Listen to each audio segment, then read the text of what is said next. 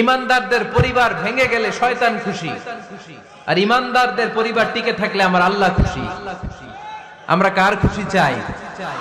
জোরে বলতে হবে, খুশি চাই কার? শয়তান সব সময় চায় ইমানদারদের ফ্যামিলি ভেঙে দিতে। Always he tries his level best to break down the relationship of a mu'min family. একজন ইমানদারের ফ্যামিলি কি করে ব্রেক ডাউন করে দেয়া যায়? যেন ঝগড়াই করব না আমরা। আপনি ঝগড়া করলে ভাবি যেন ঠান্ডা থাকে, ভাবি ঝগড়া শুরু করলে আপনি ঠান্ডা থাকবেন। ঝগড়া করা যাবে না, কিন্তু ঝগড়া হয়ে যায় ফ্যামিলিতে, এটাকে চেক দিতে হবে।